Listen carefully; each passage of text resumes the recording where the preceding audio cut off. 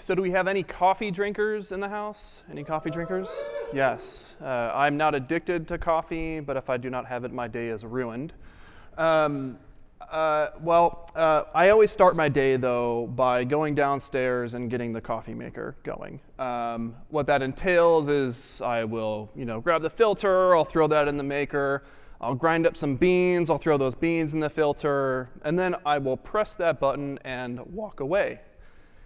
I want to do something else, like feed the baby, maybe have some food myself, right? There are other things that I want to do while I'm making that coffee. I then come back maybe 10, 15 minutes later, grab my coffee, drink it, and now the day isn't so bad. You might be wondering, what the heck does this have to do with background jobs? And hopefully by the end of this talk, you will understand exactly what I mean.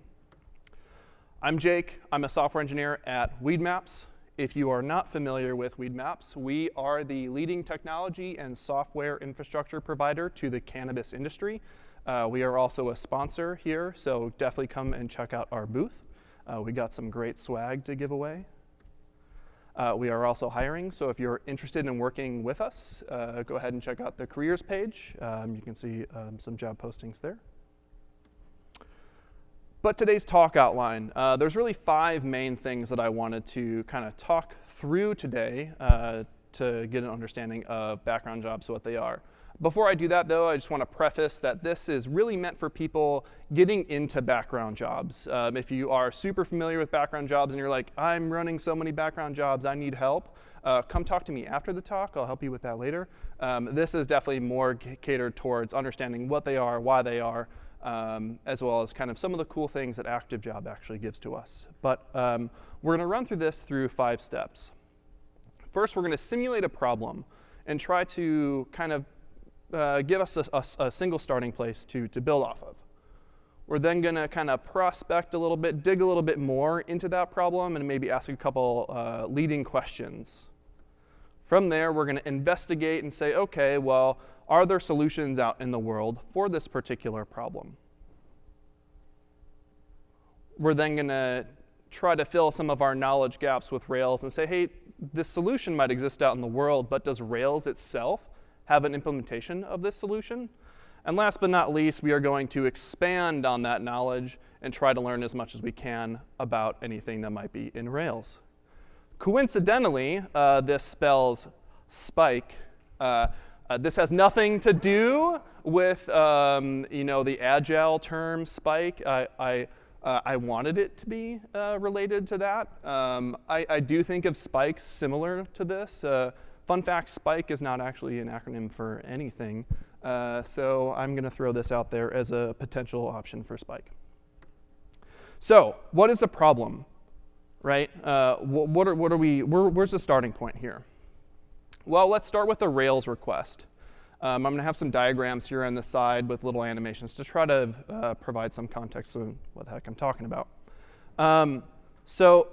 You've got a router that determines a controller and an action to render, OK, and then that goes to the controller, which is then going to request data from the model. The model's going to talk to the database. Database is going to return stuff to the controller, so on and so forth. The controller sends stuff back to the visitor of the site. But the most important thing that I want to highlight here is that we need each one of these steps to complete before moving on to the next, right?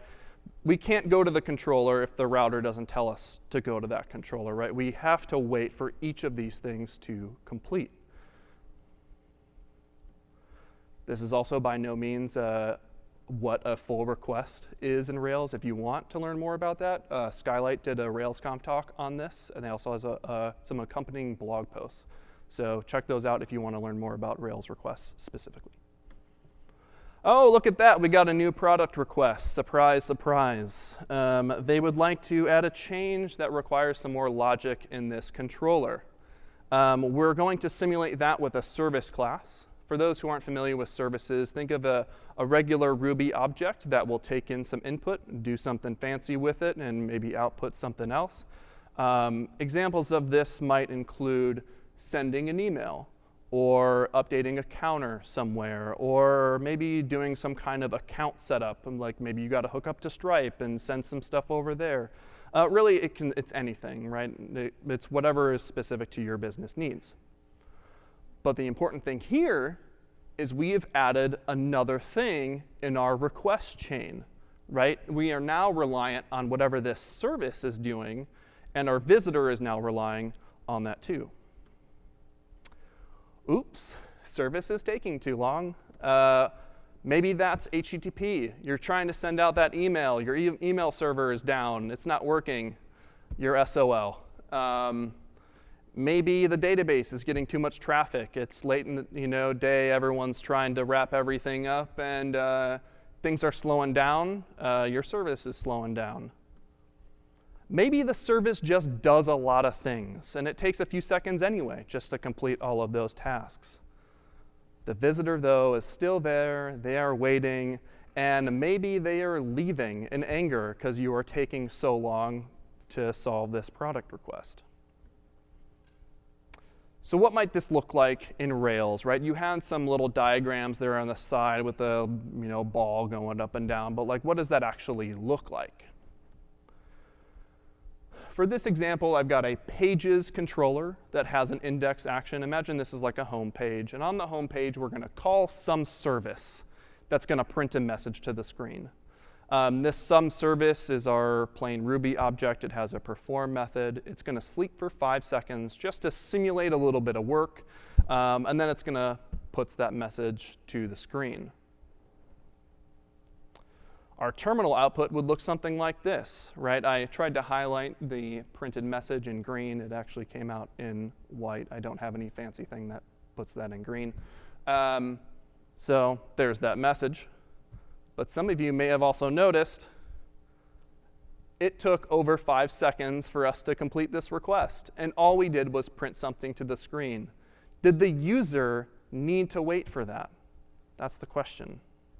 So let's dig a little bit further. Let's bring back that coffee maker example, right? Here's kind of a similar chart to the requests, right, but in coffee maker terminology. So you've got an uncaffeinated person, right? They're desperate. They need to place that filter in the machine. They push the button to grind the beans, get things going. They're waiting for the beans. They put it in the filter. And now they push that start button, right? But now they're just sitting there. They're waiting for the coffee maker. They're just like eager. I need the caffeine. And so they sit there and they wait for that coffee maker to finish brewing. And once it does, they grab their coffee, they drink the coffee, and they move on. Again, similar to our hanging request. But like me, I don't want to sit there and wait for my coffee. I've got other things that I want to do, right? Same thing with this Rails request. It has other things that it wants to do too. I want to render the view. I want to move on to other requests. So do we have to wait while the coffee's brewing? No. So do we have to wait on this server call? If yes, OK, well, maybe we do have to wait on it. Like we have to wait for the filter. We have to wait for the beans to grind, right? We can't start the coffee machine until we at least have some of the pieces together. So if we do have to rely on it, can we make it faster?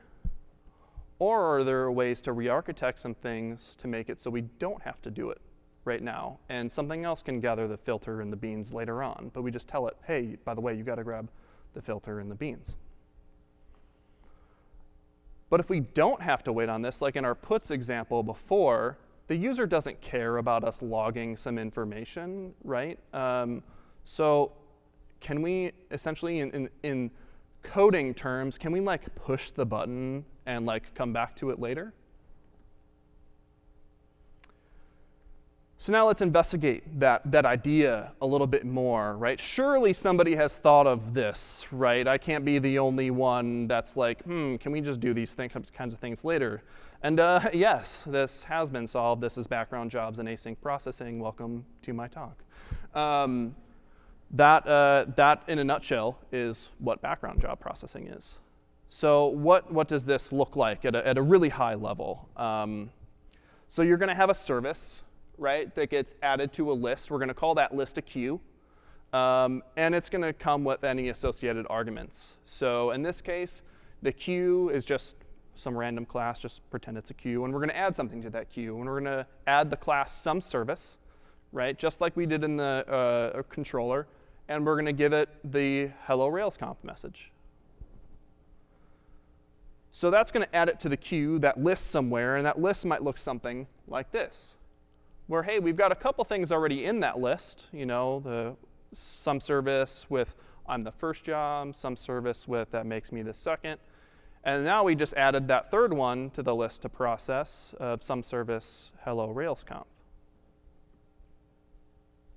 After that, we're going to there needs to be something to kind of run and pull these things off of this list, off of the queue. And so the job is going to be equal to, we're going to call that a job. We're going to grab the first thing off of that list. We're going to grab the class, which is going to be the first argument right there, that SomeService, which is a string. And then our arguments are the second, right, that hello RailsConf.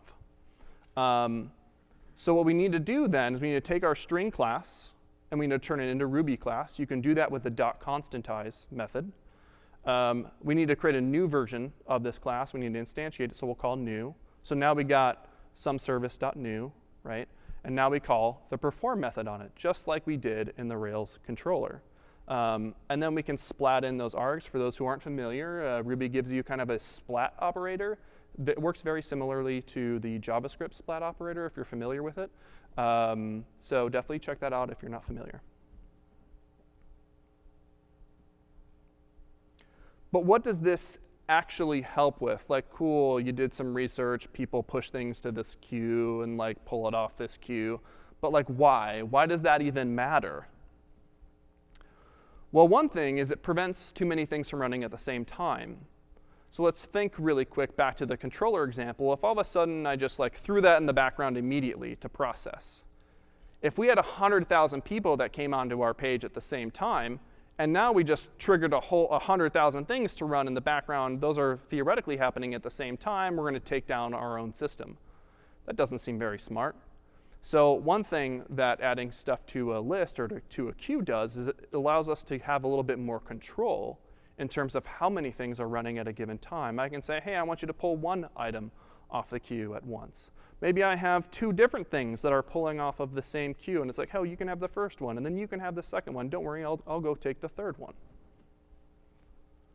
But since everything is in a list or in a queue somewhere, we can then also see anything that's currently running, right? We can also see jobs that are waiting to run, right? Or perhaps things that have completed successfully, but more importantly, maybe even things that have failed. And since we still have references to the job class and the arguments that that job needed to run, we can theoretically retry that job whenever we need to. Maybe we introduced a bug in that worker or in that job, and we can make some tweaks, push up that change, and rerun it later. The main thing that this queue gives us is stability and visibility. All right, so we had our problem, right, which is the blocking requests. We kind of dug a little bit further to be like, OK, we don't probably need to block the request for this case. It seems like from a software engineering perspective, someone has come up with this idea of queues, right? So let's fill our knowledge of what Rails might have for this. So for those who may not be familiar, Rails has something called active job for managing and processing queues. And it really only requires 3 basic steps to get up and running. 1, we create our job class. 2, we tell the job class to essentially add itself to the queue. And then step 3 is Rails just takes care of the rest with an asterisk, because it's not really a step, because Rails just handles it for you. But let's go through each of those, OK? So creating our job, what does this look like? Let's get a little classy. So we're going to create a new class.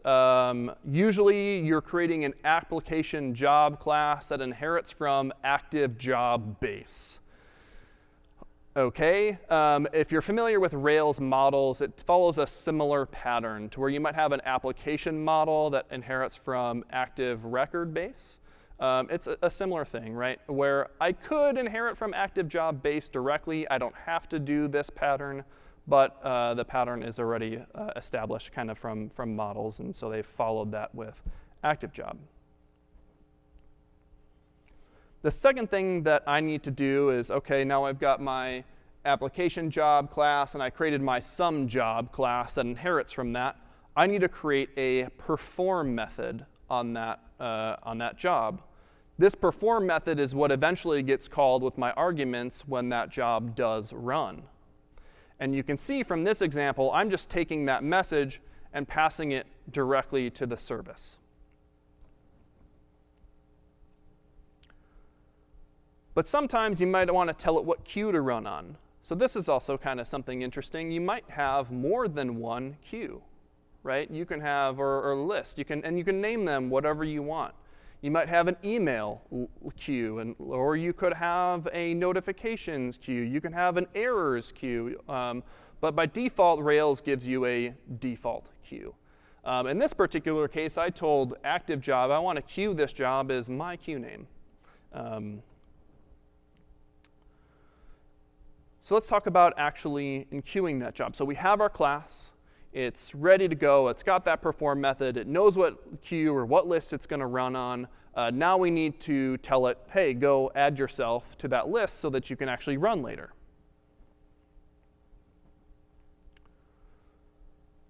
So really all we need to do is take our some job. It's going to have a class method available on it called perform later. And then you give it whatever arguments you want to give to the underlying instance of that class. So these arguments may be serialized by Rails. We're going to kind of get a little bit more into that here in a second. But under the hood, again, what's happening is when this job does run, so that queue is going to look like the left is going to have that some job as that string class. And on the right is going to be an array of those arguments that, just like it was before, it says hello RailsConf. But when that job actually runs, it's going to do the exact same thing that I showed in that example. It's going to constantize some job. It's going to create a new. And then it's going to call perform, passing in that argument. And it's going to look something like this. Rails will also automatically deserialize or retransform the stuff back. Again, we'll kind of get to that here in a second. But a quick note on queuing. This is kind of where active job is like really cool and how it operates. Not only can you add something to a queue, but you could tell it to wait to perform that job. Maybe I don't want to run that job right now. Maybe I want to run it in 24 hours. Like this is a feedback email. I don't want to give someone like, hey, give me the feedback on my product when you just signed up. No, I want them to give me feedback maybe 48 hours later. So I'm going to tell this job, hey, wait 48 hours and then send that feedback email. Or maybe I actually want this job to run at midnight or at 3 a.m. because that's when the traffic is lowest. So I can say wait until 3 a.m. and it automatically will just make sure that job does not run until 3 a.m. I can also dynamically change that queue. Say I have a default queue, but I also have an urgent queue. This person needs this email right now. So I'm going to go ahead and override that queue to say, hey, send this to the urgent queue because I want that to run immediately. You can also set the priority queue. It all kind of depends on how you have your queues or your lists set up. But you could also more or less put something to the beginning of the queue versus automatically putting it at the end of the queue. But let's talk about that hand-wavy kind of Rails just takes care of the rest thing. Like how does Rails actually process this job, right? I added it to that queue. It's sitting there. But how does it actually run? Magic, right? Rails magic runs it. It depends BYOB. This does not mean beer or whatever is backend. Bring your own backend. So by default, Rails keeps these jobs in memory. So it'll go ahead and add it to your RAM and process it off of that RAM. So you technically don't need anything else to get jobs running in the background using ActiveJob. But this has one major flaw. It breaks down when the server restarts or crashes. Anyone use Heroku? Yeah, say goodbye to your jobs, right? Every 24 hours, those dynos will restart. Any job that you had in that queue when that dyno restarted or were being processed when that dyno restarted is gone forever. So really what ActiveJob provides us is a set of building blocks for enqueuing and managing async data, right? With a set of defaults, of course, right? You don't have to bring anything else, though you probably should. It kind of gives us the groundwork to base everything off of, the foundation, if you will. OK, cool. So we've discovered our problem, right? It's the blocking request. We know that we can potentially unblock it. We can put it on this queue. There's this thing, ActiveJob and Rails, that we can use. Now let's talk a little bit more about ActiveJob. So first, what are some of our available backends that we have, right? Like, we don't want to lose our jobs when the server restarts. What can we possibly do? Well, Rails actually has out-of-the-box solutions for a number of different backends, and it's going to depend on the needs of your application and maybe what you're familiar with. I'm going to go ahead and put those up here. Beanstalk, I have no idea what that is, but if you do, you can use Backburner. But if you're using like a database, you can use something like Delayed Job or K or Q Classic. If you want to keep things in memory, you can keep using the async version of ActiveJob. If you use Redis, you can use Rescue, or Sidekick, I hear is pretty popular. And if you use RabbitMQ for sending messages back and forth, there's also out-of-the-box support with Sneakers. One thing I do want to highlight, though, is this list is by no means complete. The Rails team has decided that they're no longer accepting management of these adapters, because all these adapters are built into Rails themselves. And rather than having Rails manage these adapters, it should be up to the libraries to manage those instead. So if somebody might have gone to the talk yesterday that involved Kafka, Kafka is not on this list. So if you want to use Kafka as a backend, it's not officially supported through Rails, but the job is going to probably have an ActiveJob adapter that will work with Kafka. So I just want to make sure that if you're going and exploring the docs, know that you will have, and there probably are, more things available than are what are explicitly listed. You might then be wondering yourself, why not use the library directly? Oh, we use Sidekick. We actually do use Sidekick at Weedmaps. Like, why wouldn't I just use Sidekick on its own? Why do I need ActiveJob? Why add in that extra layer of complexity? What does this give me, right? Well, the first thing is global IDs. For those who aren't familiar with global IDs, it is kind of like this unique URL that points to one of your models. A URL might look something like this, right? It starts with GID instead of HTTP, and then my app is the name of my app. User is the user model, and 420 is the ID of that user. So this allows us to do something like some job, perform later, and just we can give that active record object directly to that class. We don't have to worry about it going and like sending down all these types of things. Whereas before, we might have had to say, OK, I need to give the user class and the ID of the user so that the job can look up that user itself. No, the job doesn't need to worry about that. We can use global IDs. Don't worry, Rails has got it. You got something else that you want to serialize that doesn't have a global ID? No problem. Rails has serializers for that.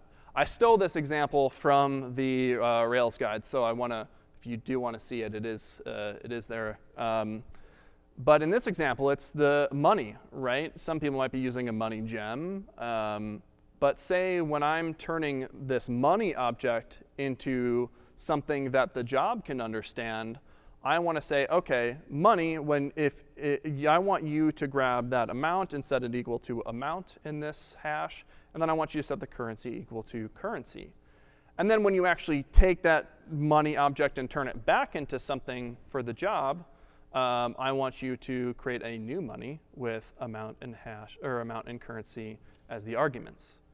And then there's a third method that we have to define called serialize that essentially says, do we want to serialize this class with active job? If argument is a money, then yes. Otherwise, not so much. This one was actually new to me, and I think this is probably the most underrated one, in that is that you get automatic localization with your jobs. So let's pretend, for example, that our app is in English, right? And we are going to run this particular job here in the middle in French. Say our visitor is coming in from France. They're looking at our site. Everything is translated in French. And they clicked a button. Now we're going to send them an email later. Well, ActiveJob will actually keep track of the fact that that was in French. And it doesn't matter if that job runs 5 minutes later, 5 hours, or 5 days later. It's going to keep that in memory. And it's going to know, hey, by the way, when you render that email, render it in French. It's not going to call les job, right? It's the French version of your job. It is going to just know that that job should be using the French language. But outside of that context, you can just call perform later, and it's going to use your default locale. Callbacks, right? This is kind of a hairy topic. If you like callbacks, you don't like callbacks, that's not what I want to get into. But if you do like them, you can use them. They work very, very similarly to active model callbacks in that we get before, around, and after hooks for both enqueuing, adding the job to the list, and performing that job. So I don't know how easy it is to read that code example here, but before enqueue, I'm giving it a little block, and I'm saying, hey, I want you to log a message to the Rails console that says, hey, I'm going to run this class. But then I also have this around perform method that captures the runtime. I want to know, hey, how long is it actually taking for this job to run? How long did it sit in the queue waiting to run? I can get all that information and then also log that out. I can grab right here. You can see I'm grabbing the job start time. We actually do get a couple of methods available to us by using ActiveJob. One being this enqueued at, which will tell us a timestamp of when the job was enqueued. We also get a job ID method that we can use that is a unique ID for that given job. So just given those two things, I can easily say, hey, job ID took this many seconds to run. And since I know when it was enqueued and when the job started, I can know how long it was delayed and can log that as well. ActiveJob also has support for built-in error handling, which is also really, really cool. So pretend, again, in this email example, you had a user, but that user account was deleted by the time that that job ran. So when ActiveJob tries to find that user, it's going to be like, oh, hey, active record not found. And you can tell that job, you know what? If you can't find the record, I don't care.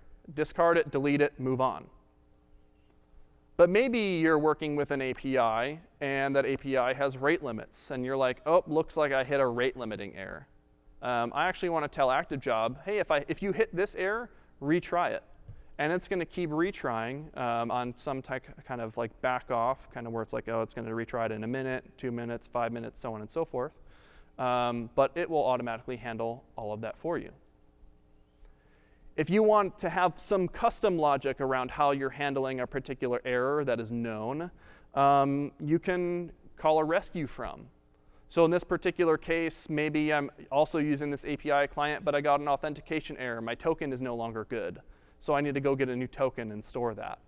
So in this case, I'm going to rescue from that authentication error. I'm going to go get a new token. I'm going to store that. And now I'm going to re-enqueue this job. And hopefully, it runs the second time or third time.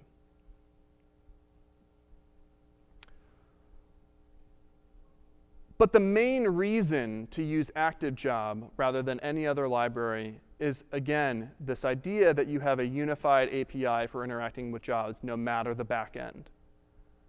Right? Anyone that uses ActiveJob can go from one Rails app to another And it doesn't matter if you're using Sidekick or Delayed Job or Sneakers as your back end. You're familiar with Active Job. That abstraction is taken away from you. So you can just focus on writing code that you are familiar with and leave the details for downstream services. So I'm a little over time, so I'm going to give just some parting thoughts here. Where do you go from here? So how is this related to making coffee, right? We might always need to grind our beans and put them in the filter. There are going to be synchronous things that we have to do and we cannot avoid. That's just a fact of writing software, right? But we can push the start button on some of our coffee and come back to it later. Like, there's no need to stick around. There's definitely a lot of code. I'm sure there's code you're thinking about in your own code base that you're like, we probably don't need to do that right there. We can probably maybe do that some other time, or re-architect things to do some other time. And you know what? If it doesn't complete, we can always make a couple tweaks and try again. You know, if I forgot to put some water in my coffee maker, oops, when I came back 15 minutes later, it did not make the coffee. So I can always put some water back in, hit the button, come back 15 minutes later, and there we go. Now I got my coffee. Same thing with the code, right? Jobs failed. Oh no, let's go ahead and make a couple changes, push up those changes, rerun those failed jobs, back in a good state. So what other things are you async processing in life, right? You find yourself standing next to the microwave often, just waiting, right? What about code? Thank you for coming to this talk. If you want to talk more on jobs, I will be at our booth. And if you want to go more low level, I'm very happy to talk about that too. Thank you.